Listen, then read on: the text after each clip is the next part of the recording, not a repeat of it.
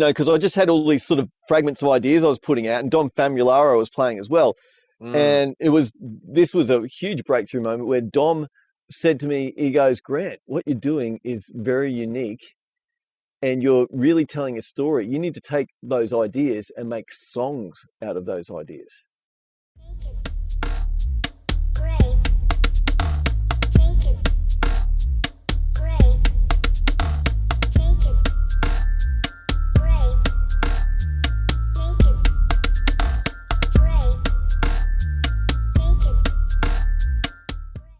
G'day everyone, and welcome to Behind the Break. Today, you can see who my guest is, but I want to give a very big, gracious, warm welcome to him for one, and just give a quick introduction to who he is, if you do not know who he is.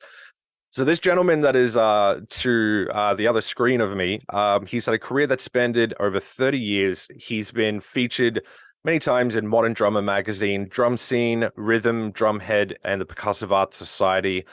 He has been currently and is still being endorsed for a long time now with Pearl Drums and Hardware, Zildjian Cymbals, Vic Firth Sticks, Remo Drum Heads, and ProLogic Practice Pads. He was a graduate of QUT in 1997 and now has his doctorate in music composition.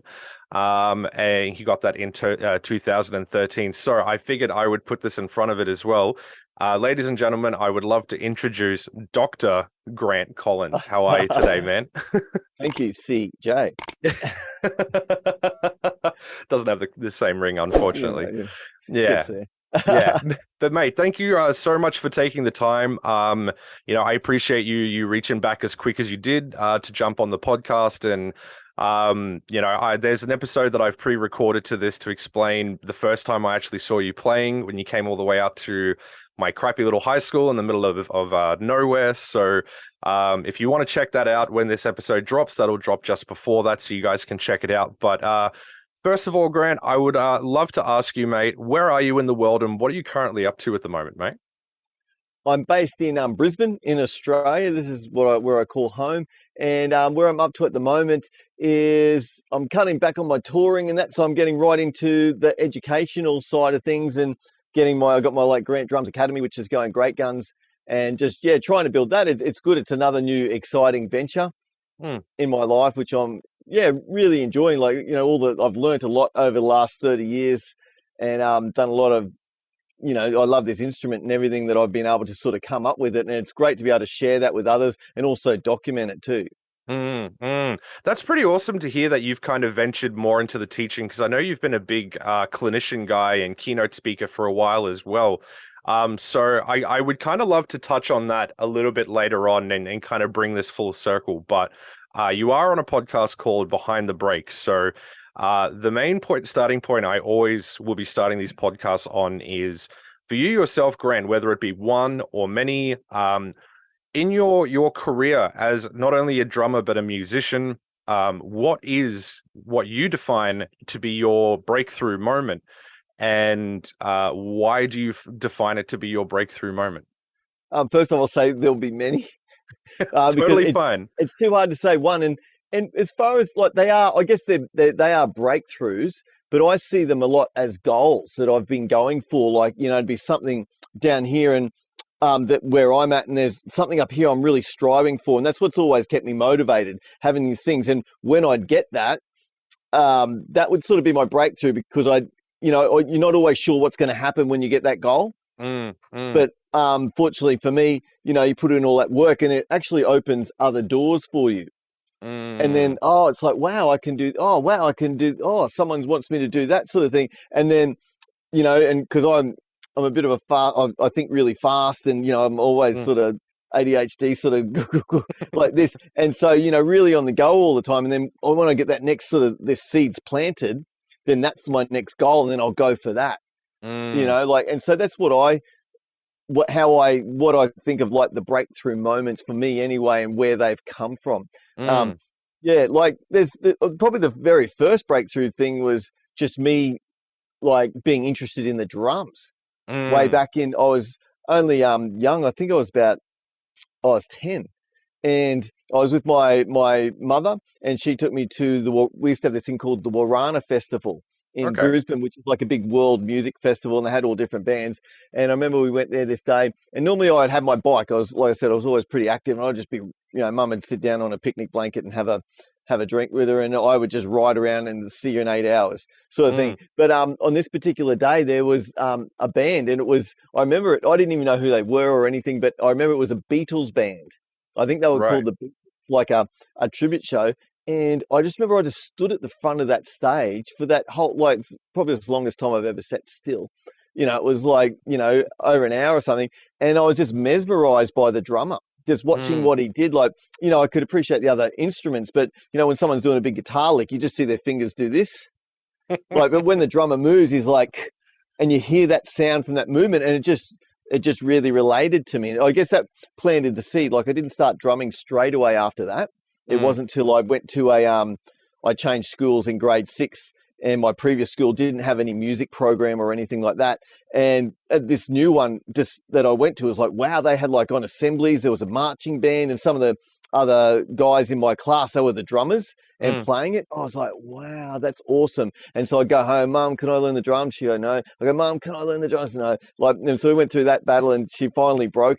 And then we went into the music department like that. She came in with me and just said, look, my son is really keen and he'd like to play drums. And this was like, so I was grade 6, so 10 years old. And they said, no, sorry, he's too old to start. Oh, ouch, Queensland education. But that was my intro. And so then we were just, because they're the professionals. We're like, and we were just like, oh, okay, I missed that boat. Too old to start and that sort of thing. But it sort of always stayed in the back of my head. It wasn't then until later I was in high school. And once again, I started a new school in grade 11. Because that's what I mean. I had trouble settling in. Went to quite a few schools. And there was this one, and there was this dude, because everyone's growing their hair and that, and he played guitar, and I become mates with him, and I went to hang out at his place one day, and his brother played the drums, and they were sort of set up in the room where he was playing guitar, and he showed me the beat that and he's going dun dun dun dun, and I was like, and I started playing along, and I was like, I thought I was at the entertainment center or something. It was awesome. And click right then, and it was really it was great for me. All of a sudden I was like, oh wow, I'm really into this. I didn't start practicing or getting lessons at that stage, but I just started to build up that drive, because I didn't really have a focus. Like, I was still doing really well at school and everything like that, but I never had this thing to go. So that was a huge breakthrough moment for me, just to go, oh, wow, like, I can do this. It was like quite a few years after the primary school incident. Yeah, but when you look back on it, it's quite like, what they said. Well, I know it's crazy, but some things, maybe if I did start then, I would have just lost interest after a while. Might have been too young to have that focus that I had when I was older.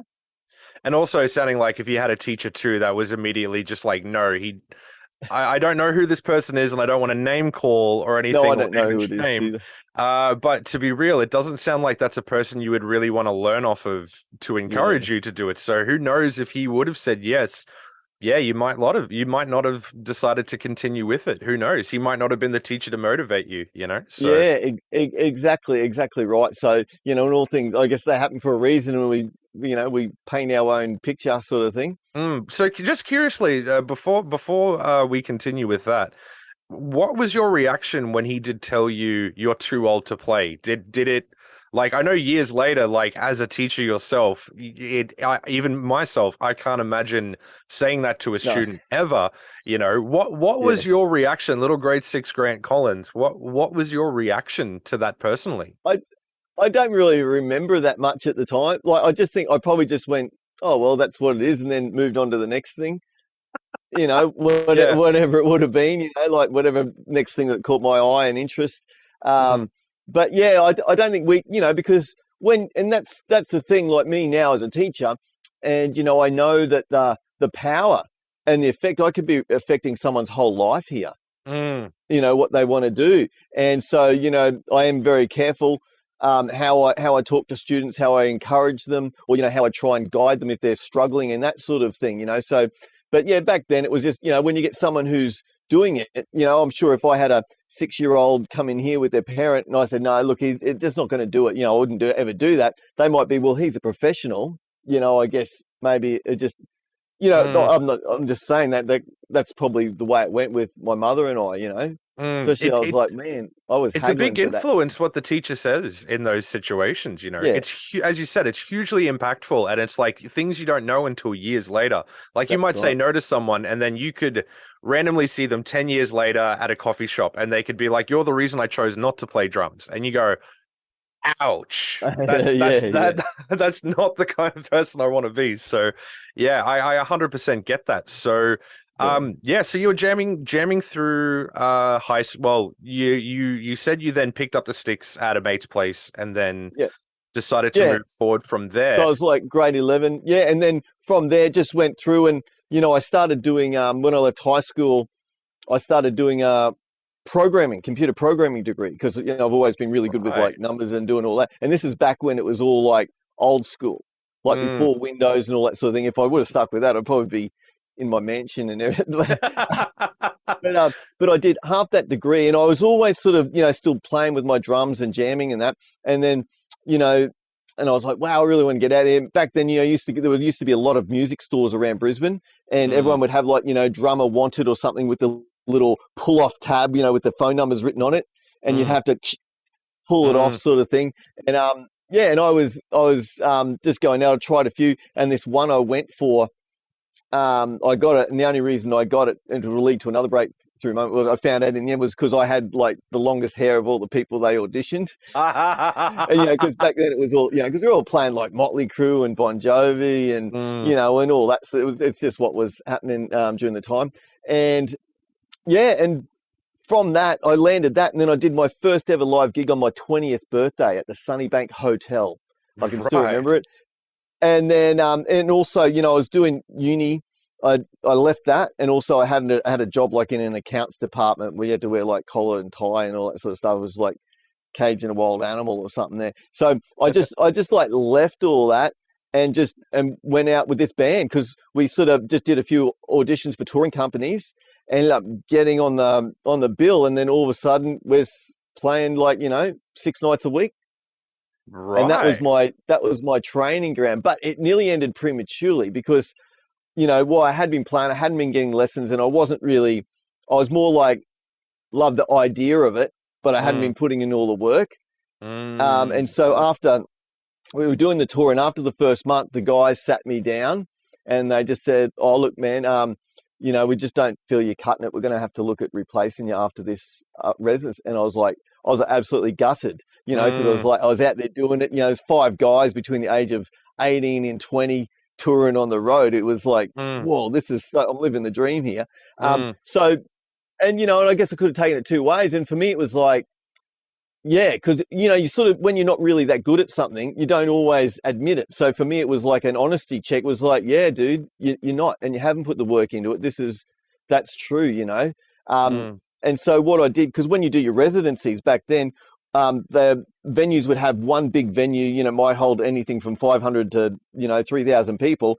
And that venue would only be used during the nights. So during the day, it was all free, and our gear would just be permanently set up. So I just started going down there every day, and I just started practicing like 4 hours a day, just going over the beats, just trying to get the stuff right. And, I hadn't had lessons or a teacher or anything. So I didn't really, everything I'd learnt before that was just off the album. So I just started doing that, and that's when I realized how this work actually pays off.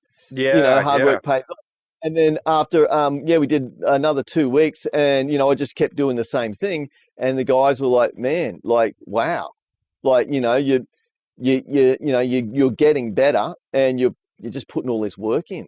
And so they kept me in the group. And so that was like, I was like, this is awesome. I got to keep going. And so, when we got sort of back to Brisbane, I started getting lessons. And that was, and it was awesome. I went to, you might remember Cole Gillies. Yes. Cole Gillies Was he your Rudimental first Drum teacher? School. Cole Gillies. Like, yeah.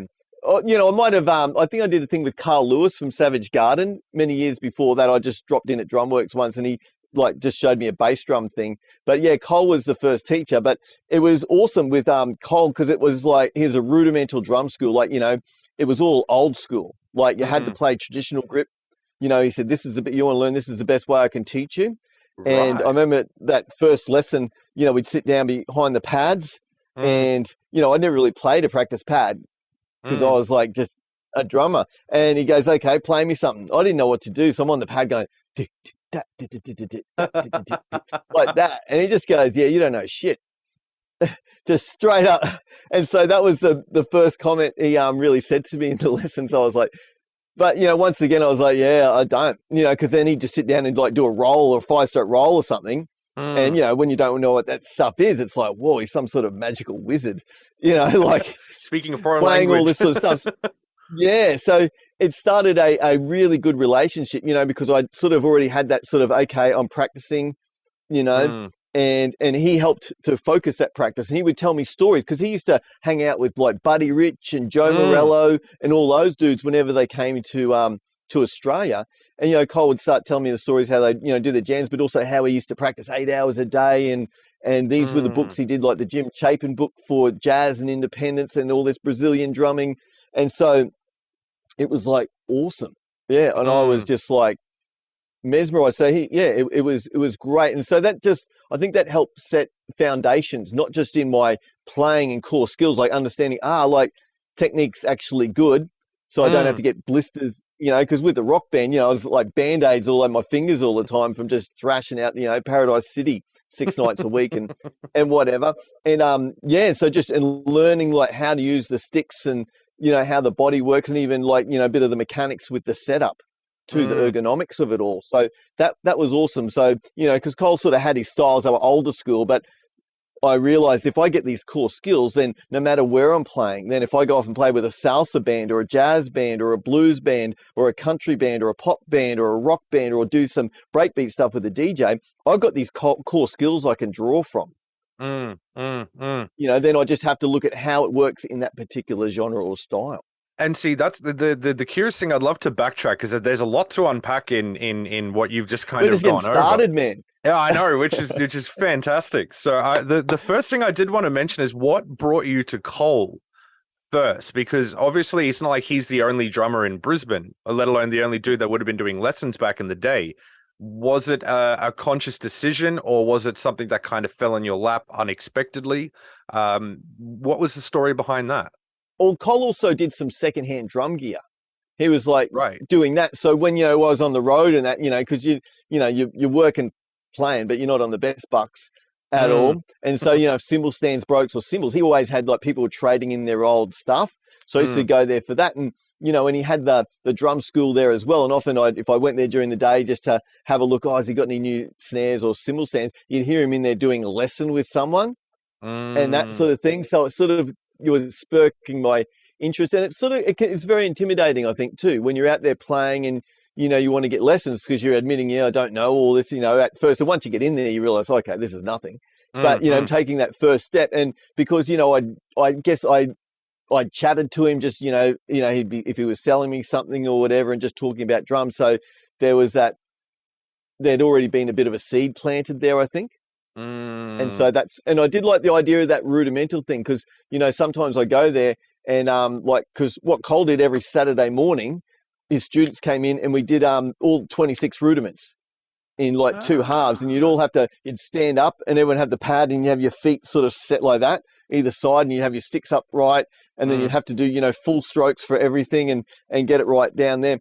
And you know, you'd see all the dudes and they come out and talk, and I'm like, wow, like I'm doing all these gigs, like I'm doing it for a job, but these guys can play. You know, I can't do any. Like I said, it's like a magical wizard when someone's doing 5-stroke rolls with the dynamics and the thing. And I was like, yeah, you know, it was a little bit of an honesty. I need to learn this if I want to do this. You know, and that same thing happened later on when I started going to uni. You know, as a mature age student, because I didn't do music in high school. I didn't really have any theory or anything like that, you know, like, and even to get in there, it took me 3 years of auditioning. I went the first year, didn't get in, next year, didn't get in, the next one, I finally got in, because back then too, you had to have your theory. If you weren't at least grade 5 theory you could have Mm, been Dave Weckl in your audition. They weren't going to let you in. mm, And that was QUT, correct? That was QUT, yeah. That was Mm, and that was because back then there was really only QUT or the Queensland Conservatorium of Music. And if you wanted to do drum set, the Queensland Con only did a diploma of jazz, like a 2-year thing, yes. whereas QUT had started a full-on Bachelor of Music with it. Mm, And with my degree, it was half jazz, half classical. right. It was the co-major, basically. Yeah, I think that's how they because back then, like, drum kit wasn't really a serious instrument to be accepted into a, an institution. So that's how they justified it by saying, sort of, he's doing classical, but, like this sort Mm, of thing too. But it was great. Yeah, it was such an awesome experience for me. It was very difficult though, like going back to, I was 24, I think, when I started there. Yeah, mm, so I'd been out of school for a little bit and I'd been living on the road, playing and touring and, living mm, the dream a little bit there. And then mm. to have to sit back and just even writing with a pen in my hand was like, oh, wow, this is really weird. This is peasant stuff. Yeah, yeah. And doing all that. But it was awesome, really got me a lot of connections, but also taught me about music because my very first theory class, like I've gone in, remember I didn't do music in high school. I got my theory up though over the years. And then first class is 20th century music and we're analysing the Rite of Spring. Right. Yeah, by Igor Stravinsky. And I'm Mm, like, I heard it and I was like, wow, why haven't I known this music exists? This is hardcore, yeah. with all the time signatures and everything like that. And then, yeah, you had to break it right down, the orchestration, understand every chord in the piece, how they set it up. And that's where I guess planted the seed for my love of composition too.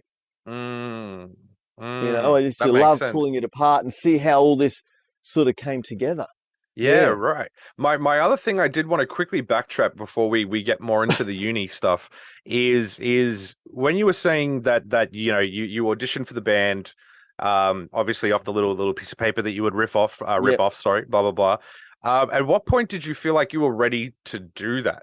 Was it because obviously you're not just going to rip a piece of paper off and audition for a band if you just know Smoke on the Water. Obviously, Yeah. there's a bit of a build up that kind of gets to that point.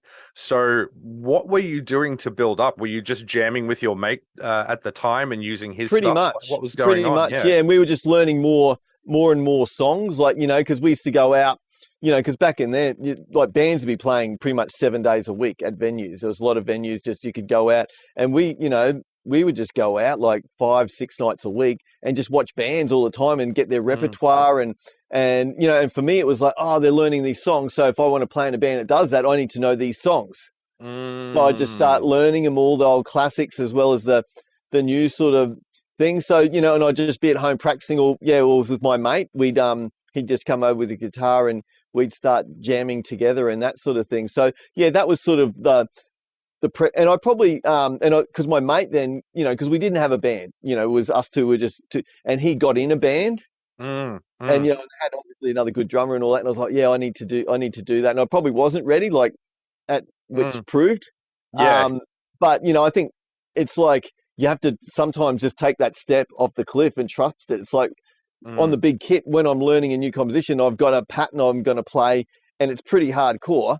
mm, And I'm like, oh, but then you just sort of got to go, okay, I just need to get this and do it out there. I know I can do it, but to put it on to a live platform and other people are, going to judge you or whatever, that's sometimes you just got to go for it.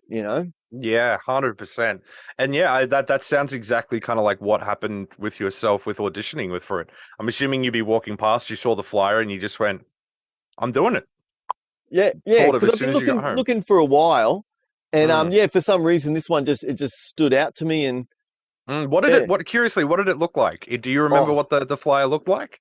no, I don't. It just remember it just no, I can't remember because back then, like, used to be like there used to be heaps of them on the wall, for Mm. bass players and drummers and guitarists and singers. There's always a million singer ones up there. And they want someone to sing like, Sammy Hagar and Skid Row and all that. And all the singers are going, oh, okay, well, yeah, that's not going to happen. Yeah, yeah. Well, and it sounds like so far it's been like a couple of really good, almost reality checks from other people, but then it finally Mm. sounded like when you went to uni, that was the first time you really underwent, and it wasn't by someone else's accord that kind of pushed you to move forward. It sounded like that was around the time where getting a teacher and all of that was the time that you really kind of became self-motivated yourself and kind of started to set some goals for yourself, if I'm not mistaken. Yeah, that's right. Well, because because when my touring band sort of ended, I was still doing heaps of practice and getting my lessons with Cole, and then I was starting to just, I just wanted to play, because I only really played with this one band, which was awesome. But then I just wanted to play with all these different. So I just started auditioning for everything, whether I was going to do the gig or not. It didn't matter. I thought, well, I don't have to take it. I'm auditioning them as well. And so I just started auditioning for a lot of things, and my playing, through all the practice and working stuff out, because back then there was no internet, so you couldn't just YouTube how to play this song or whatever. So I was transcribing a lot of music, like everything, like that. Remember the Faith No More album with "You Got It All, You Can't Have It." I forget the first one. Had Epic off of it. Yeah. Epic. I can't think of it. Yeah.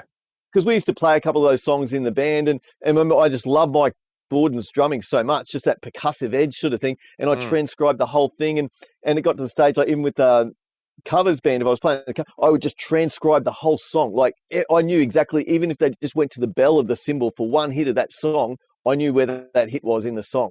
Like that sort of thing. I just got right into that. So through all the playing I was doing, and then I started to learn, Cole, some Brazilian stuff, and then I started listening to a lot of Chick Corea and got into, had the Brazilian stuff, but also did a lot of salsa stuff with the like that sort of stuff, and I fell in love with that style of music. And so and I started learning all of a sudden the clave with the left foot and doing the tumbao and improv, and then I was like the guy to call to play salsa music in town, sort of thing. It was awesome. And a lot of people that I was starting to play with, they were all studying at like the con or doing their music degrees and that sort of thing. They said, "Oh, dude, you should, go for this." And I was like, just a bit intimidated, And then finally I was like, yeah, I'm going to go for it. And then I went for the audition, and I didn't know any music theory. Like I knew the drumming pretty well, but not the theory thing. So I said no. So then I had a friend who was a cello player, and so she used to swap me lessons once a fortnight, in theory and doing all your keys and all that sort of, and I'd just have to give her a 6-pack. And so that was good old uni transactions. Yeah, that's right. That was the trend. And she drove VB of all things. So I was like, dude, I know it's embarrassing. Wrong part of the border, man. Wrong part of the country. And so we did that, and then the second year I auditioned, I was a lot better with my theory, but it still wasn't, just what because when you go in there for your exam, it used to be like there'd be a melody written out in front of you, and they'd give you the first note. I go, duh. Okay, now just sing that melody for us off the first note. And I just didn't have that skill. I did it, and I just sort of got the rhythm right, but just sort of, I just see if the note was up or down, and and they could tell, then the auditioners are good though. They're not there to make you uncomfortable or feel like an idiot. And same things, like they'd play some chords and what type of chord is this and everything like that. And then but then the third year I was like much more confident and went in there and did it. And that's back then there was like because that was the only bachelor music you could do for drum kit in the whole state.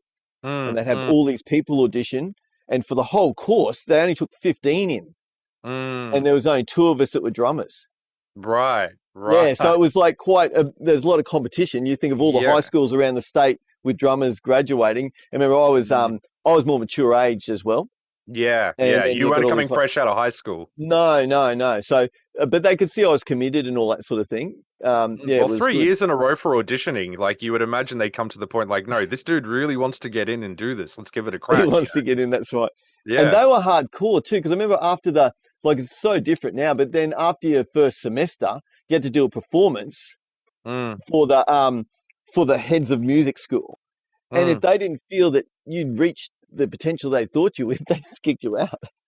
So it's like, in the end, when we graduated, I think there was only 3 of us out of the 15 that made it through. Wow. Yeah. Wow. Yeah, like nowadays there's a lot more, like there's institutions everywhere, so it's just a different thing. But back then it was like, yeah, if you're gonna do it, you got to do this. Yeah, 100%, 100%. So my one curious question is, while you're going through university and doing, and you're really expanding your knowledge, not only with theory, but just auditioning for a whole bunch of bands and all of that. Mm. Were you still gigging in this band that you were before the No, audition, or did you kind of drop that when you went to uni? yeah, well that band probably lasted a couple of years. Hmm. Yeah, and that was it sort of thing. So I did that about between 20 and 22. Yeah, yep. And yeah, I think by the end of it, we were all the same. It was quite amicable, and we were all very young when we started it. And by the end of it, we'd done hundreds of gigs, Mm. hundreds of live gigs, like more than some people will do in their lifetime, just in those couple of years. Mm. And so, and already, because I'd meet other, because you'd meet other guys on the road all the time. Mm. You meet all the other bands, and you'd hook up when everyone was maybe in town. You go, oh, let's have a jam. And so, it was just sort of natural, like everyone would just start breaking out and doing other stuff. And then we were like, okay, maybe we'll hit it on the head here. We're ready to go do our own thing. This has been a great growing and learning Yeah. Now, thing, and it was, so my curious question then is, while you're doing all of this, is drums paying the bills, or did you have another day job at the time that was No, kind it's of pretty like much just helping you drums. through? This is what I've been doing. Yeah. So you was like, so because that's why you were saying you were auditioning for a whole bunch of bands, whether you would do it or not.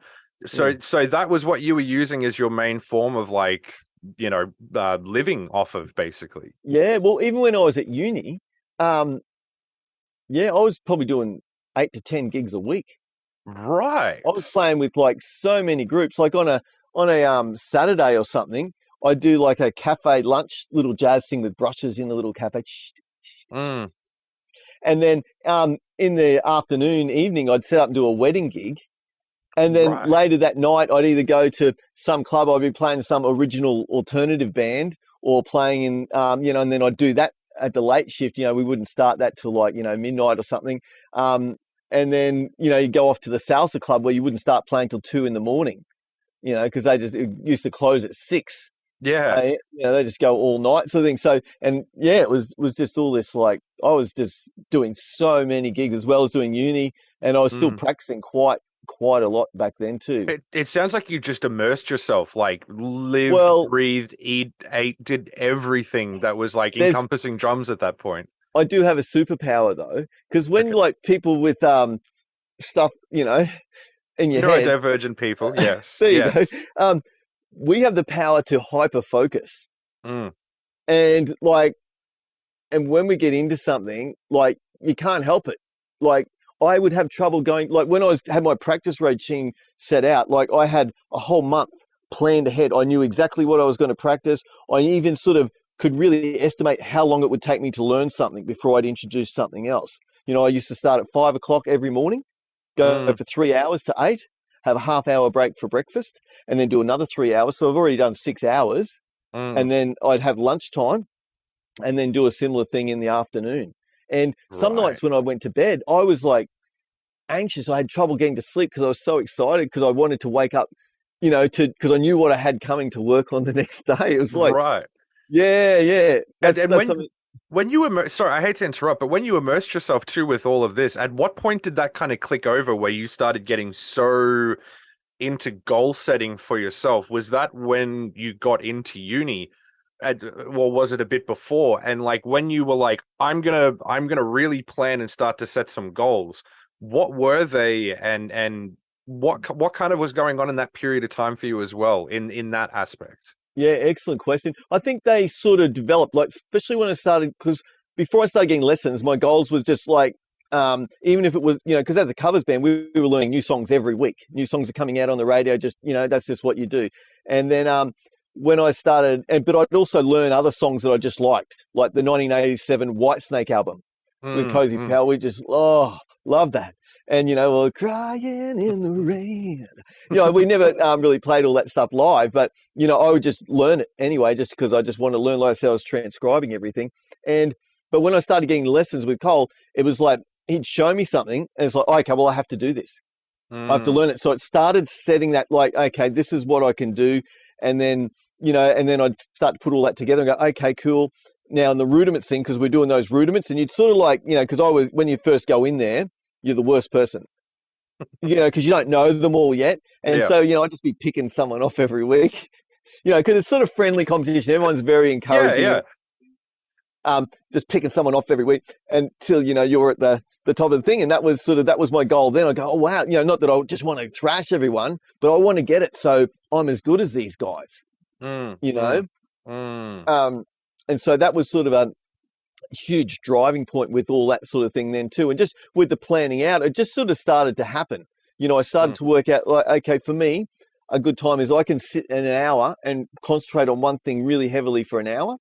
I can do that, no problems. And then I'll move on to the next thing. And so I'd start mapping it out like, I'd do my core things like hand studies. And if I do a hand thing and at the end of it, I'm like just totally hammered because I'd just been like pushing it. I might do a coordination thing, which is more mental because the physicality would be slow. So I'm not like drilling myself physically. Wow. I'd even look at how I intertwine. Then if I did a big session with my feet or something like that, then I might set the hand thing up, later on. Oh, that's such an interesting approach to practice. That's very intentional of yourself, it sounds like. Very, very, yeah. And if I did a huge day, like a 10 or 12 hour day, and that's not including breaks, that's all to a stopwatch. Because I started using a stopwatch and a metronome. And at the end, for a break, for a reward, I'd play along with songs. Wow. So you would reward drumming with more drumming. Yeah. Well, because I did all the discipline and all the other stuff was sort of, discipline stuff because, I started when I was much older and especially the hardcore practicing, I was, 20, 22 or something when I started getting right into all that. And, you hear the stories about like Virgil starting when he was 3 or, Darren Ferrugia starting very young and they used to practice this much. And I'm like, wow, if they're doing that, I've got to do that. And then this just to try and, do this thing. So I guess that was another motivator there or inspiration, it was like, even Virgil today, he's still doing it. It's like, wow. No wonder the dude's like, no one can touch him. Yeah. Because that was my only other little question around that time was there a sense of feeling like you were having to play catch up because I hate to use the term started, but I'll use it for lack of a better term because, it wasn't something that you transitioned from doing in high school to, going straight from that into university. You took a very different route. And it kind of felt like, even when you were getting lessons and you were doing the rudiment workshops and stuff like that with Cole, with the rest of the class, it kind of felt like, I need to catch up. I need to get to where these guys are. And that sounds like that's a big thing that's kind of accredited your drive to kind of push you to get to where you were. So you had QUT and you did graduate in 1997, if I'm not mistaken. Yes, I believe so. That's 1997. Yes, I just checked my notes just to triple check that I got that one right. Yes. Well, that was a while ago. Yes, and it did also come up as well in some of my research that you were the winner of the Australian Academy Music of composition competition during your first year of study at QUT. That's correct. Yes. Do you mind explaining what that was and it's a composition competition. The Australian Academy Music we're putting on, and and I wrote a piece for it, and we had to play it and present it in front of the panel and all that sort of thing, and it won. Curiously, what was the composition? Because I know you've got quite a few under your belt now. Yeah, well, this was a group one that we would know. No, it was a group one called Dr. Pat. Right. Yeah, it was based off my the drum teacher at uni at time, Ken Eady, smoked, and that was the name of his tobacco, Dr. Pat. Because it was like, so I just called it, but it was an instrumental, like fusion sort of piece. Yeah, because back, because especially when I started uni, it was awesome because they, you start to learn different chords and harmony, and I was just mucking around with all that sort of stuff, because I'd already been doing a lot of work on my rhythmic side of things even before I started uni. Like, I could, like before I started uni, it was awesome. I actually think it was good I didn't go in those first couple of years. Because when I got in there, it was like, if they wanted to do a jazz thing, I could already do that. Because I already had the skills. So I could get in there and just start playing. I wasn't having to learn, like, here's a samba. Okay, Yeah. it was like, okay, let's go. Like we were just straight in there, sort of thing. Yeah, so with the composing side, it was awesome. I just got to put some of my rhythmic sort of concepts I've been working on and put them with some harmony and get a little melody. And yeah, it was just for like had like drums, sax, bass, guitar, and synth keyboard. Yeah, Nice. and I was actually funny. I was looking for it recently. I knew I wouldn't find it, but because back then it was all handwritten parts and charts and everything like that. And so I don't know. I've moved home umpteen times since then, and I've gotten it's lost. It's like, yeah, and dude, it happens. And sometimes you're just like, did I throw it out or did I misplace it? And you can't even remember. It's like, I remember it being there and then it's not there. And lo and behold, it's like, it could have been gone 2 houses ago for all you know. So yeah. Yeah. That's it. So, but yeah, that's all that was. It was fun. I was very proud, Oh, coming absolutely. in and getting that after my first year. But yeah, uni was good. Yeah, another breakthrough moment, if you're ready for it, would be sure. This was 1996, so I hadn't quite finished uni yet. But one huge goal I had was the Australia's Best Up and Coming Drummer competition. Right. That Frank Corniola holds down in Melbourne. I remember Mr. Drum Tech seeing first in the drum scene, because once again, back before YouTube or anything like that, so it'd all be through, like I have the hugest modern drummer collection you could imagine, because that's how you used to learn about what was happening all around, and drum scene obviously too. And I remember reading that, thinking, oh wow, this is what I'm going to do. And they'd have all the entry requirements you had to do to get into it. Like do a Charles Wood Coxon piece, and all this sort of thing. It was awesome because you had to show snare drum technique, you had to do a reading thing, you had to play a couple of different styles of music.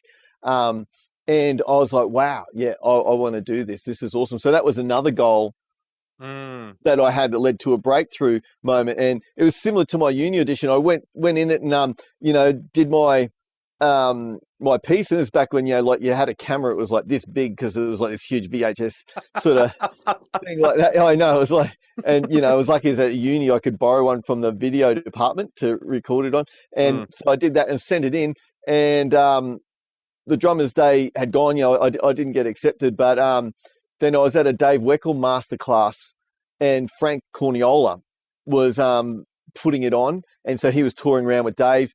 And when we were there, we were watching it, and Frank came up to me, and he came up and said, "Grant," and I said, "Oh wow," at first I was like, "Wow, Frank's talking to me. What the hell's happening here?"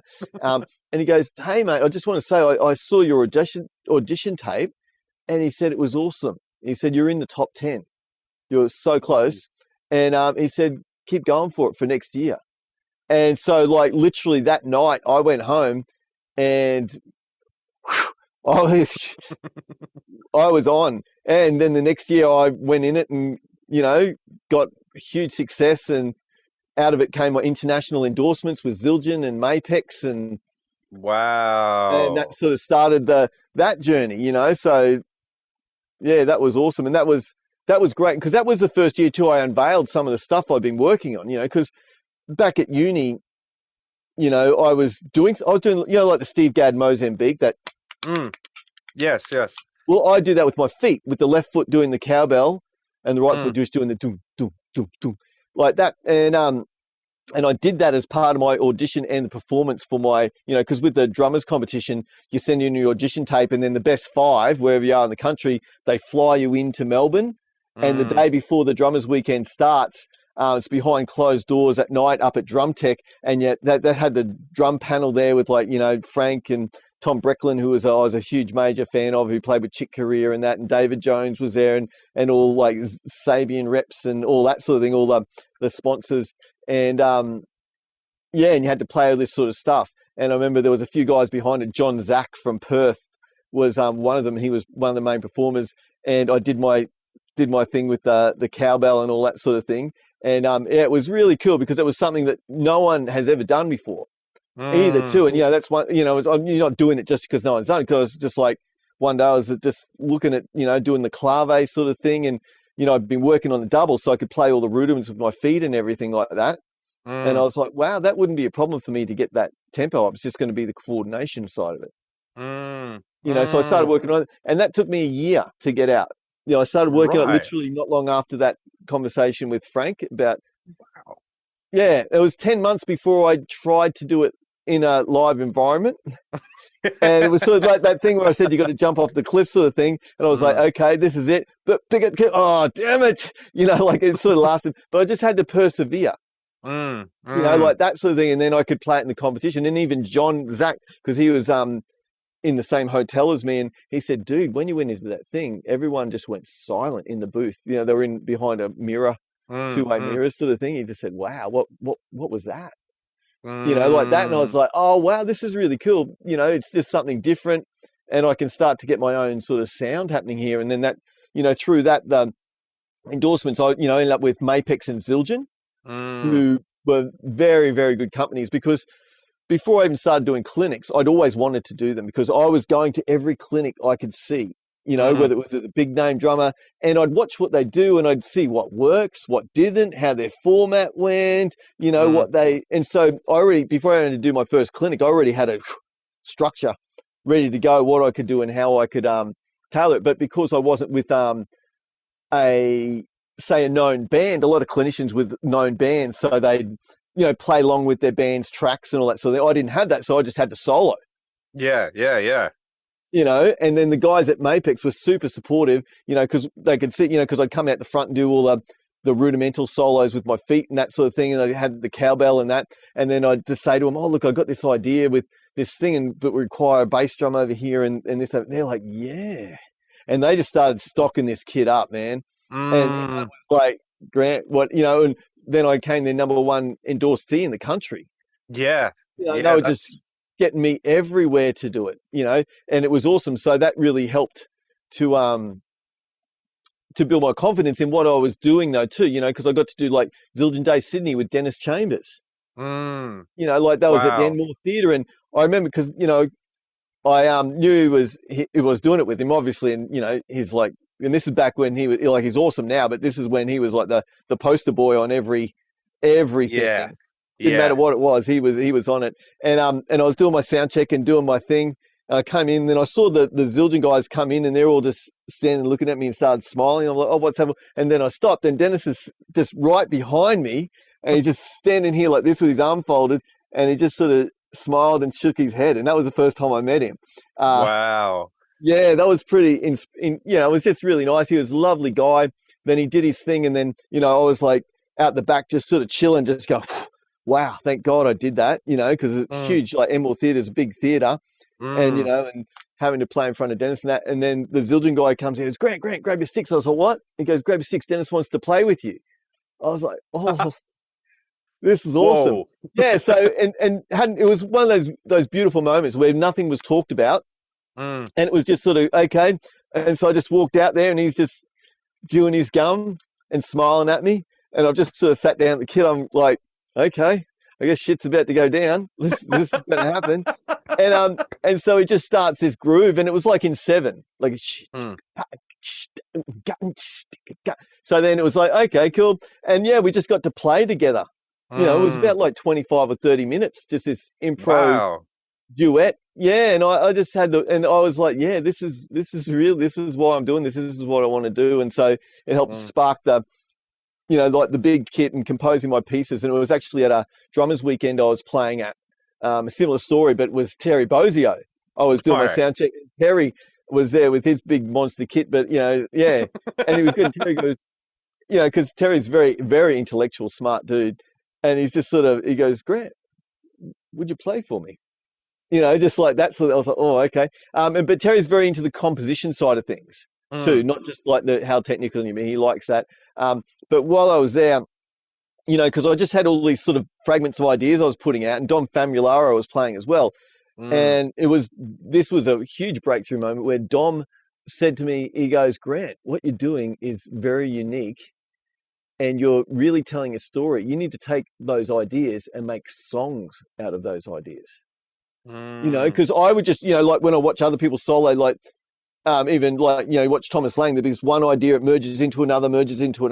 And so I was like, wow, yeah, Dom is right. I have all these things. So that's how, like, you've seen my pieces when I play into it. That's how, then from then I was like, when I get an idea, I'm going to make a composition out of this. Just like if you're, got a little motif on piano or something, you can make a piece out of it. Mm. with variations for the different. And so that's what started the whole, because I always loved composition at uni and everything like that. But then this is what started it on my instrument. Wow.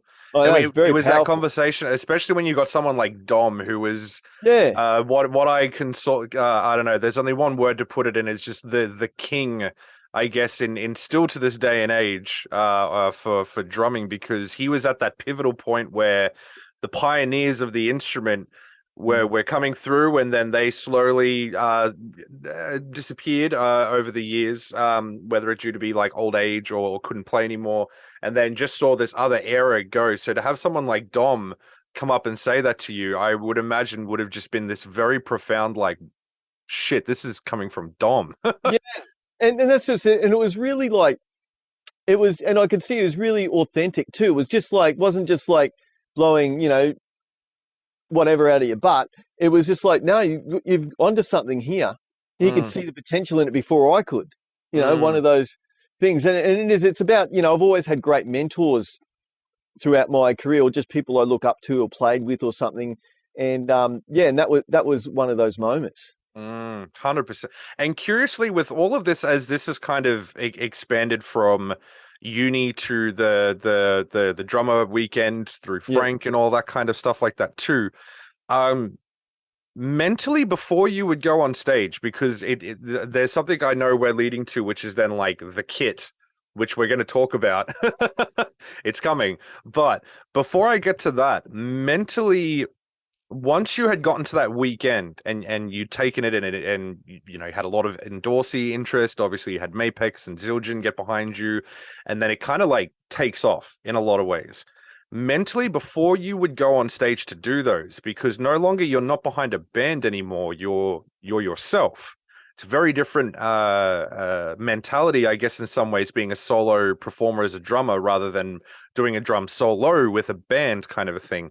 Mentally, before you would go on stage to do what you would do you have like a ritual, or what would you do to get yourself into the headspace to be able to do it? Because the stuff that you're doing is not a simple rock beat. It's a very much more trickier thing. You have to use a lot more brain power to do what you do. So I'm very curious for Grant's inside knowledge as to like what he would do mentally to prepare himself. Obviously you would be warming up, but mentally, what would you do before all of these big solo performances?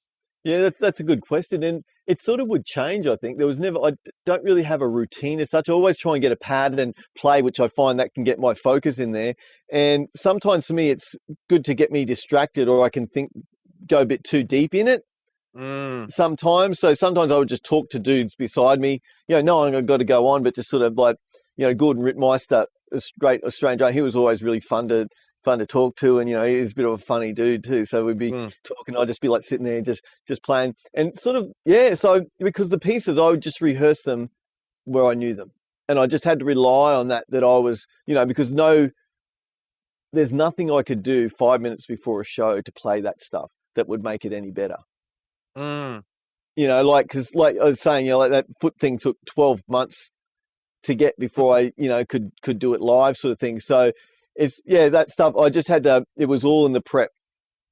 And it's, I don't know. I try and focus, and I think I was lucky though too, because when I started doing clinics, it might just we used to do local stuff. Might only be 100 people up at Mooloolaba Music or something like that, and then they sort of grew to these larger events. So it was sort of like I had an opportunity to develop and hone those skills on smaller sort of scales. Before moving it over to a larger sort of frame of thing. Yeah, right. And was there ever a moment, because it sounds like to me like what you were saying with your mentally is like trusting in your process, knowing that I've put the work in, I've played this many times before, there's no reason why it's not going to be the same tonight, kind of a thing, right before you go on stage. Was there ever a moment that you almost doubted it in some way or another, or was there a moment of almost not believing in it? Did you ever have any moments like that? If I hadn't done the prep, right.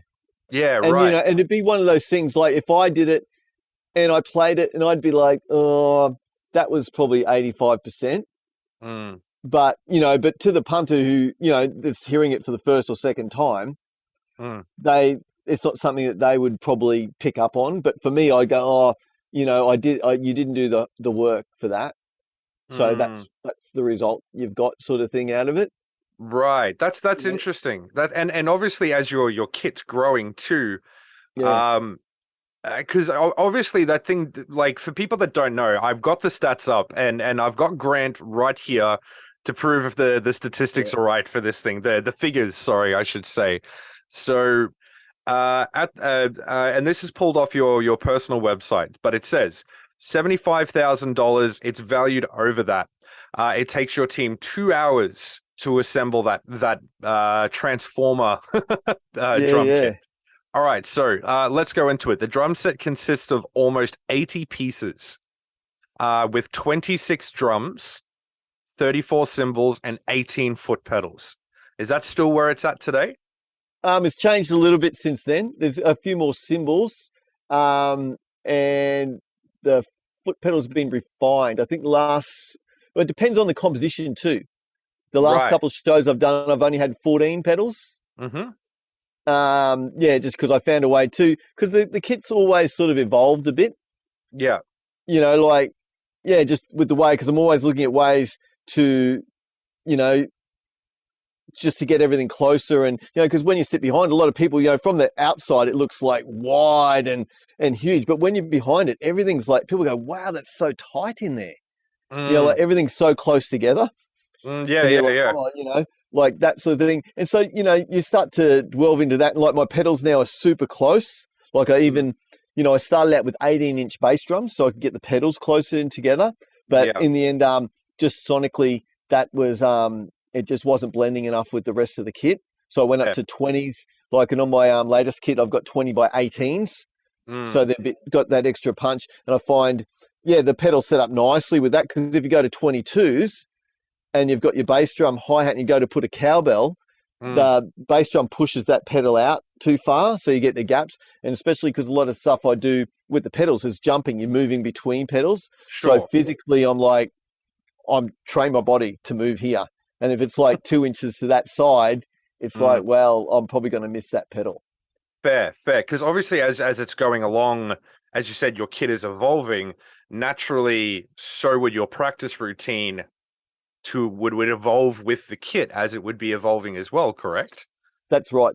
And compositionally, I've evolved a lot too. And and as I would get better compositionally, I would add things because I would just start to hear different things.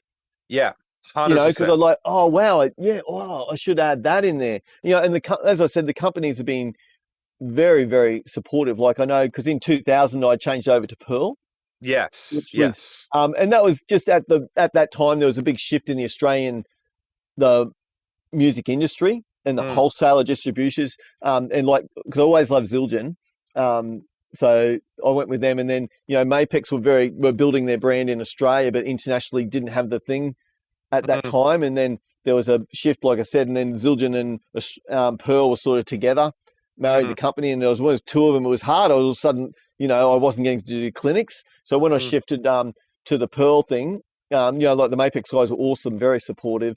And the Pearl was like, because it's such a bigger company, I was like, whoa. I was with them for 1 month, and then I was on a plane doing a big Asian tour for the launch of the reference series kits. Right. Yeah, like, and before that I was trying to get international, like I'd done the heck out of Australia, but it was just hard to get over there. And then that ship just straight away. And Yeah, even yeah. the size of it is funny. Like when we were piecing that kit together, because with the Mapex one, it was sort of like the hardware was Bitzer sort of thing, but Pearl have a very strong hardware product as well, with like their range is like mammoth. And so we got to piece it together, and Murray Hyde, the percussion manager at the time, was like, I was like, okay, let's order this. He goes, no, you got to make it, and we're not going to order it for another 3 months. So what they did, they said, send us through what you want. So it was like this back then fax, like 3-page fax of just all this stuff, like drums. So like 12-inch drums, I had a 12 by 12, a 12 by 11, a 12 by 9, a 12 by, and all these bass drums, all different sizes, all this hardware. So I could just really just get this kit right. play it with that so, and that's what I mean, just the scale of the company really, it was like, oh wow, okay. Kind of went from like whoop whoop. Yeah, like I said, Yeah. I got international stuff, and they were like, and and so in the end, it was all how I wanted it, and they were like, okay, good, let's order it now. And so I got the Fantastic. antique gold. Wow. Yeah, like I said, they were good. Like that Asian tour I did, too. Like that, the first gig I did was like Zildjian Day, Jakarta, and that's like Indonesia, 2,500, right. 3,000 people there. Wow. Yeah, like they're huge. I've done a few things in Indonesia, and yeah, man, they get like just thousands of people along. It's they're, huge, big screens. It's like a big pop concert or rock concert or something like that. Wow. Well, look, we're coming close, and I feel like, Grant, we're gonna have to organize a part 2 to this for you, mate. 'Cause also, I know you've got time. You've got to teach after this too. So, Yeah. I would like to end this on one more question, and then we are going to organize a part 2 to this because I feel like we've only scratched the surface for this for sure. But my one question for you, and I feel like this is something I like people to kind of take away from this because there's no two answers will ever be the same. But what is one crucial life lesson that you learned that was crucial to your success? What would that be?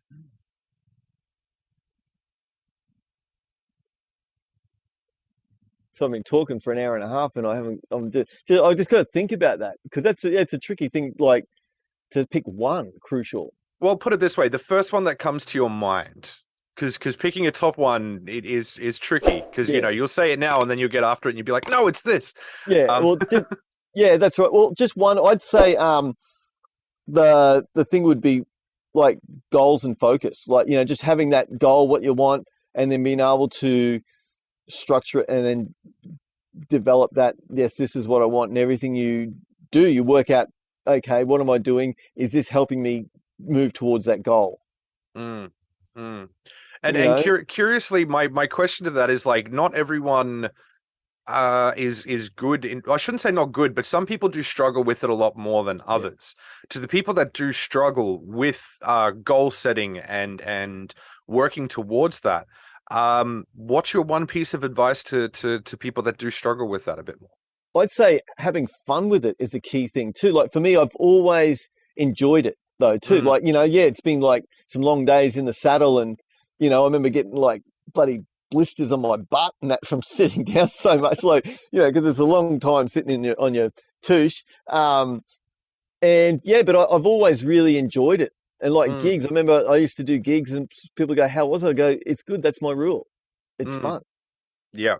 Remember why you picked these up in the first place, man. Yeah, that's right. And everyone has different sort of goals too. I have students who come in and, their goals are just to enjoy music. And that's what music should be. Everyone's got their own, their own view of what enjoyment from music is. Like someone will come in, they go, yeah, haven't practiced. And they know they're not going to practice, but they just love coming in here. Just, we might just put on a Chili Peppers thing, play along with it, learn a bit of a new bass drum skip, for their group. And they love it because that's what music is. It should be something that we can all enjoy. Like I like I've gotten a bit, I think as you get into stuff, like anything, you get deeper into it. It's a natural progression. That's right. And, if you're only curious enough to get to this level, then great. And you can enjoy it. That's the good thing about playing drums. You can learn your 2 beats. Are you the best drummer in the world? Who cares? But you can enjoy that just as much as the person who's been playing for 30 years and playing every time signature with every dynamic or whatever, with every limp. It doesn't matter. If you're enjoying it, then it's the experience. Absolutely. Oh, that's a great answer to hear, because I do tell my students the same thing at the end of the day. So that makes me happy to know I'm doing something right. But anyway, guys, look, we're going to wrap that one up there. There's going to be a part 2 with Grant, because I feel like we've just scratched the surface of a lot of different things. But Grant, thank you so much for your time today, mate. I really appreciate it. It's been a really, really fascinating insight, not only into your mind, but how it works and the early onset parts of your career. So genuinely really appreciate your time today, mate.